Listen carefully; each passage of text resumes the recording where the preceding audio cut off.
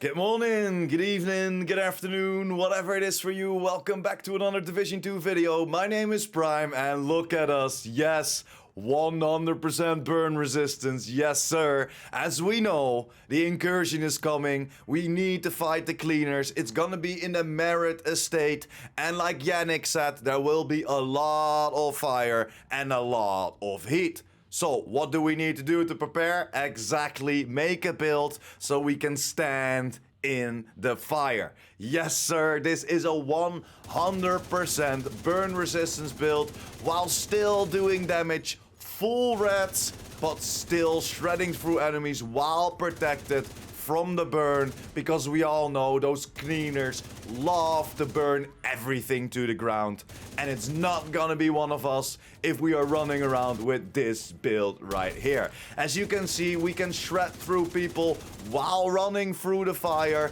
We can still shred through biggies, named enemies as well. So this is a very, very good build, and in my opinion, this will have a very good place in the upcoming incursions, if we of course need to protect ourselves against that burn. We of course don't know what to expect, but I think that this build, and it's pretty easy to get together because most of the pieces you probably already have, and you only have to switch around a few things, especially that hazard protection. But enough intro, enough gameplay, let's dive right into this build and let me show you what we have been making the last couple of days on stream.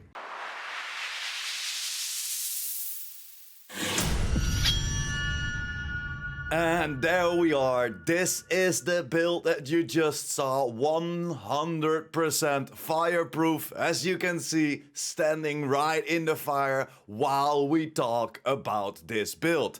As you can see, it's pretty easy to get together. We only have to farm for a few things, and probably most of the things you already have, because as you can see, Striker is the main source we're using for this build. But let's start with the Specialization and why we're using it. We're using the grenade launcher, and why? Because this gives us 20% extra burn resistance, and this will boost us up to that 100%. Not any flame can hurt you. And jumping over to the gun, or the guns that we're using on this build, we're using the Saint Elmo. And why the Saint Elmo? Because this comes with the perfect mods. As we know, we need to build in a little bit of hazard protection, or of course fire resistance, and then you might lose some critical hit chance and critical hit damage. What the beautiful thing about the Elmos is, if we scroll down, is that we will get 20% critical hit damage and 20% critical hit chance from the mods.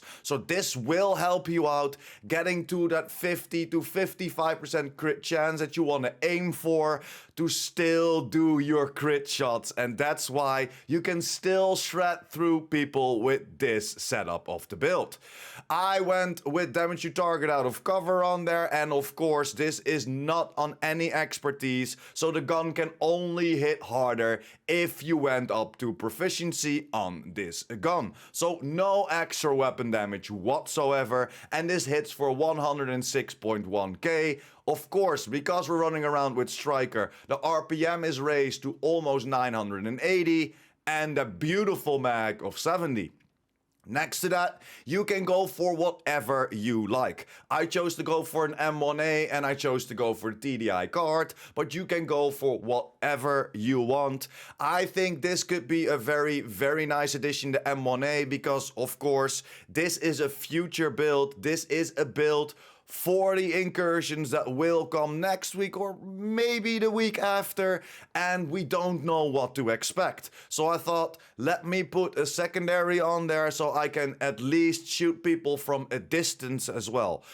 The Elmos will still do a decent job in shooting at distance, but if they are a little bit further away and you're starting missing your shots, just switch over to the M1A and just take them out. I went for damage to target out of cover, and I chose to go for Ranger because I'm only getting this gun out if it's too far for my Elmos. And then for the handgun, you can go for whatever you like. Go for something that you don't have proficient yet, so it doesn't set you back material. materials or duplicates. Then jumping over to the build, and we're starting with the striker. Why the striker? This gives us some extra weapon handling, extra fire rate, but of course we're doing it for the 4-piece, giving us some extra weapon damage while we stack up to that 100 times. So this gives us an extra 65% weapon damage, but because we're running around with that backpack, this will be increased to 1% per stack. So, because it's 100 stacks, so we're gaining an extra 100% weapon damage instead of that 65.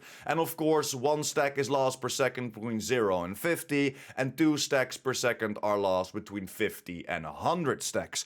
For the strikers, I did exactly the same. I went for weapon damage, hazard protection, and where you can put a mod, put burn resistance. Same for my backpack, hazard protection, burn resistance, weapon damage, gloves, weapon damage, hazard protection, knee pads, weapon damage, hazard protection. That's everything that you want to build towards. You can lose 1 hazard protection on your gear, but if you want to go for some different mods, then you need to check if you still are above that 91% burn resistance, because the 91% burn resistance is the threshold for burn, but I am at 100% because if you have everything maxed out, it will be 100%. Jumping over to my Seska, again, a weapon damage, critical hit chance, and hazard protection on there. Why Seska? Because this gives us an extra critical hit chance. We always want to work towards that 50 to 55% critical hit chance first. And then for the last piece, we chose to go for Fenris. Why? Because this boosts up our assault rifle damage. Very handy, especially for the non-crit shots as well. Again, crit chance, crit damage, weapon damage, and then I went for a critical hit damage mod on there because I'm already at that 100% protection from the burn, so I don't need that extra mod for burn resistance, so I went for critical hit damage, and I chose to go for obliterate. Critical hits increase your total weapon damage by 1% for 5 seconds and stacks up 25 times. I chose to go for this because this is the best combination with the Elmos. I tested out a few other builds. I tested out a few other talent combinations with them, for example, a different gun, but that Elmos gives you that 20% critical hit chance that we talked about, and that saves this build. So over to my skills, I went for the Reviver Hive, 10% Revive Armor Repair, 5% range, 10% health. And then next to that, one of my favorite, all not my favorite skill to use, and that is the Foam Launcher, 9.8% in share duration and 1 extra ammo. So let's jump over to the stats real quick, and we have 52% critical hit chance, only 89% critical hit damage, but still we can shred through people as you saw in the gameplay before. And of course, we are fully protected against that burn. Talking about that, let's go all the way down. As you can see, my normal hazard protection is 60%. But if we scroll down, there you have it. 100% burn resistance. And that's why we are just chilling in the fire while I show you this build. And that's pretty much it. Thank you very much for sticking until the end. You are a freaking legend if you're still here. If you liked the video or helped you out in any way or form, like this video. Let me know in the comments down below what you like about this build. Are you using this build already? Or do you have a different build? I would love to know. But for my tests and what we did the last couple of days on stream, Twitch/IamPurePrime, hit me up with a follow. We will dive in the incursions. Yeah, a little sneaky plug, but this is the best build that we came up with. Of course, you can hit a little bit harder, but then you have to step into glass cannon, and I don't know if you want to step into glass cannon, especially in a new game mode like the incursions. And of course, if you're new here and you want to just be updated about the Division 2, the future Division 3, and or the whole Division universe, make sure to hit that subscribe button as well, and I will see you in the next video. PurePrime out.